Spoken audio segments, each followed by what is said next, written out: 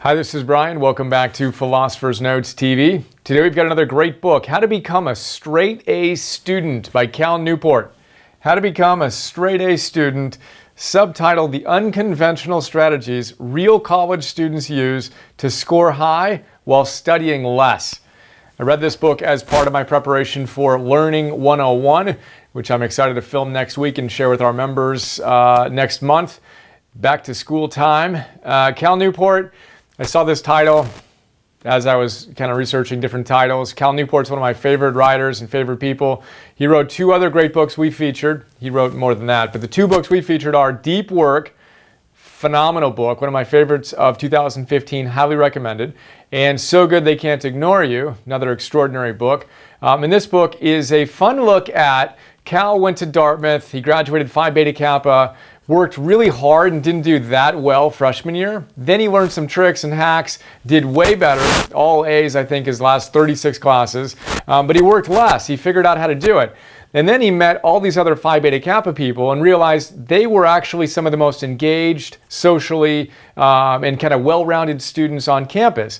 They weren't grinding, and he thought that was pretty interesting. He asked them some questions. He wound up interviewing a bunch of Phi Beta Kappa students from elite schools around the country who, very importantly, weren't grinders. They weren't the people that were working all the time and complaining about it all the time. They're people that had a well-balanced life, yet performed at the top of their class.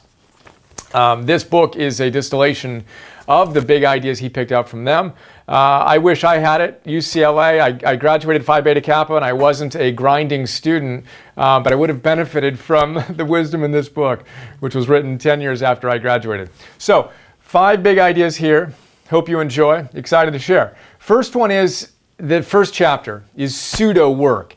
He said what he found was, Cal found when he interviewed these top performing students who didn't grind, was that they made a distinction between pseudo work, where you're kind of sort of working, but you're really hanging out and being distracted, with real work. And what I loved about this idea in particular was the fact that Cal wrote a book, Deep Work, basically on this idea that he started unpacking a decade earlier in these interviews with these great students. There's pseudo work, kind of sort of doing work, and then there's real work. And he says the thing you need to pay attention to is a formula, which is basically work, like the amount of work you actually get done, or studying in this case, is a function of the time you spend doing it times the intensity with which you do it.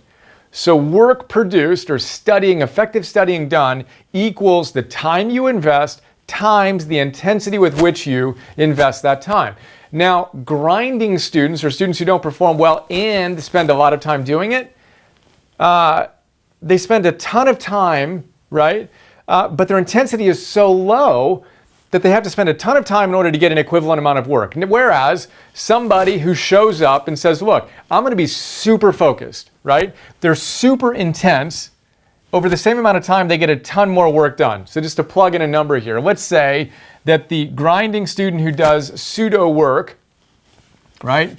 Work unit of whatever, right? Has to put in 10 hours at a level 3 intensity, right? And then they get this amount of work done, a certain amount of work done, right? They're ready for a test that they need to study for, they need to prep for, right? He says, well, look, 10 hours at 3 intensity, all you need to do to get the same amount of work done is to adjust your intensity. If you dial up the intensity to 10, then you only need to put in 3 hours of work.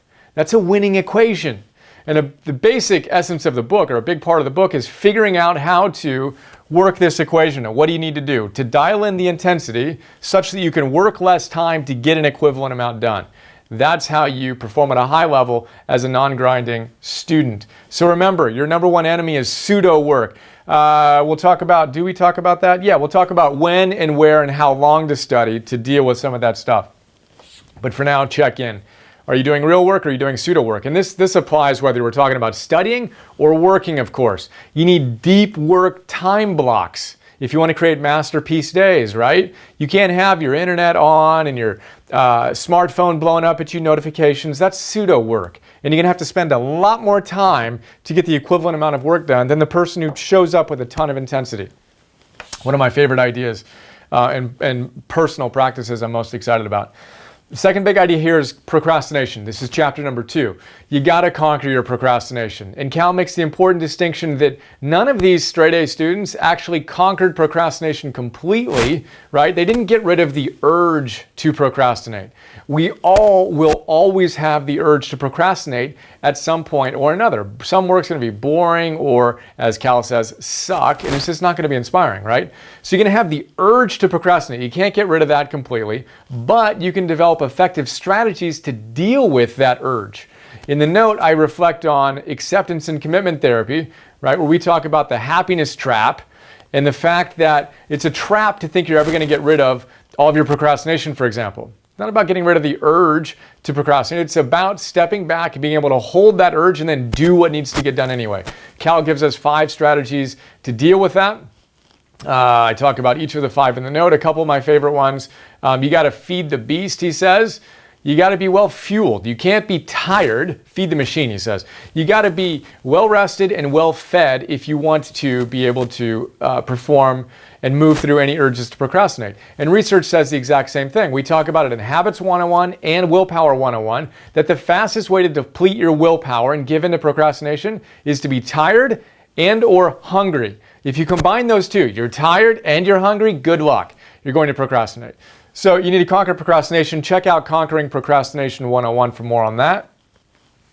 And the note, of course. And then Cal has 3 questions. When should we study? Where should we study? And how long should we study? And the book has 3 parts, by the way. It's how to study, which is what I'm focused on right now. And then there's how to write papers, right? Research papers and critical essays, etc. And then 3, how to perform in tests. It's awesome, right? So deep tools and practices in each of those. So these 3 questions: when should I study? Where should I study? And how long? When, Cal says, early. Earlier the better. You're best, he says, between the time you wake up and the time you have dinner. Your energy is highest and you can control your schedule better. As the day goes on and it gets closer to dinner or after dinner, other things might come up. What you want to do, he says, is use your best energy wisely. Find those pockets of time where you can put in the work consistently, day in and day out, over the period of the quarter or semester or whatever, and then enjoy your evenings. Be done by using your time wisely. Where, he says, and this goes back to our pseudo work, he says, in isolation is the short answer. Go find somewhere where no one's going to find you and turn everything off, right, and go do some work. That's how you jack up the intensity. If you're sitting in your dorm, if you're a college student, or in some area where you're going to get distracted all the time, your intensity level is going to be 3. You're going to have to put in a ton of time to get the same amount of work done, not a winning equation. And then how long? Cal says don't work for longer than an hour in one stretch. Again, what we want to focus on is intensity here. You can grind at 3, but we want to be focused and intense and not waste time. And you can only be focused and intense for a certain period of time. So he says work for a max of 1 hour at a time, then take a break, whether it's 5 minutes or 10 minutes, and obviously come back to it and hit it. But 5 or 10 minute break, max an hour. Remember our ultradian rhythms, right? You got to be on, then you got to be off in order to have optimal energy. Then the 4th big idea here is our number 1 tip.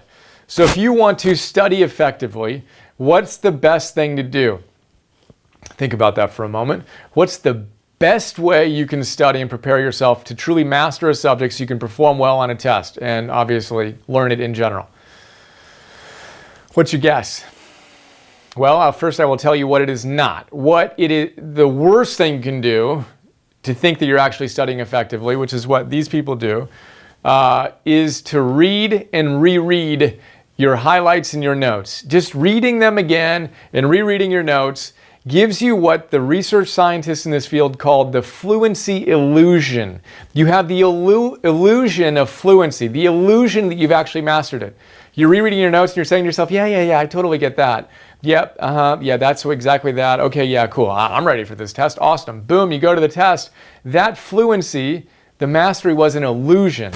Cal says, shut your book, get a piece of blank paper out, whether you're studying philosophy or calculus, you need to test yourself. Quiz and recall is what he calls it. And his is based on these interviews with these top performing students, but the science says exactly the same thing. The best way you can study is to quiz yourself. Self-testing yourself is awesome. So anytime you want to master anything, quit rereading your notes, review them, and then shut your book or shut your notes, and then see if you can tell yourself, say it out loud from scratch, what the basic theory is you're trying to learn. Or explain it to somebody else, like they're 5, as Barbara Oakley says, right? Or write it down. Solving a math problem or other thing that you need to contemplate, blank piece of paper, boom. Write the challenge and solve it right there without any references. Then you know whether you actually have mastery or not. And if you can do those things, you're ready to move on to the next thing. But your number one tip here is to quiz yourself. Don't fall into the fluency illusion. This is going to be big idea number 1 in Learning 101 as we unpack that some more. And then the 5th big idea, you will notice that this is very spaced out. Space out. Now, I don't want you to space out. You need to be focused at a 10, but you need to space out your studying time. Doesn't matter what you're doing, whether you're writing a paper, right, and preparing that, or memorizing facts. Cal says, look, your mind can only work so hard so long. And memorizing stuff, he says, never try to do more than an hour block at a time. You can't memorize stuff for 8 hours at a time. You need a fresh mind. Do it for max 1 hour block, max 2 hours a day. You're much better off to take that time that you're going to spend memorizing something and split it up. We talked about this in Benedict Carey's How We Learn, right? He says it's kind of like watering your lawn in LA. It's much better to turn the sprinklers on for 30 minutes 3 times a week than it is for an hour and a half once a week. Brown grass if you do that, right? Your mind works best in the same exact way. It works best with frequent check-ins, right? Researchers call this distributed learning, where you space it out, or the spacing effect. So keep that in mind and basically show up consistently. His whole thing, and why I would have loved it as an undergrad, was I was a big crammer. Now, I spaced out my finals, right? And I made sure I never had 2 finals on one day, which was very helpful for me as a bit of a crammer. But the basic idea is, let's be smart. Let's get ahead. Let's do intense, real work consistently throughout the process so that we're never cramming at the last minute, or at least not doing so habitually, and able to perform at the top without grinding through the process. So space out your efforts. Remember, the number 1 tip is to quiz yourself. Quiz and recall. Reading notes is what everybody does. Everybody rereads their highlights and rereads their notes and calls that effective studying. It's not. So remember that. Fluency illusion in your number 1 tip. The questions: when, where, and how long. Early, in isolation, max 1 hour. Procrastination, you want to conquer it. But remember, you're never going to get rid of the urge, and you're never going to get rid of procrastination entirely. We all procrastinate at different times. We just don't want it to be a chronic keystone bad habit that drives us down. And then we have our pseudo work. Swap that out with real work, with deep work. Remember our equation here. It's all about the intensity. If you show up with intensity, focused, you can get a ton done in a lot less time. That is a super quick look at how to become a straight A student. Cal Newport. Thank you, Cal. And I'm looking forward to sharing more in Learning 101. Hope you enjoyed. What was your favorite big idea? Think about it. Reflect on it. Explain it to yourself. Write it down if you're feeling inspired, and go share it with somebody else. And most importantly, make it a part of your life more starting today. And make today another awesome day. See ya.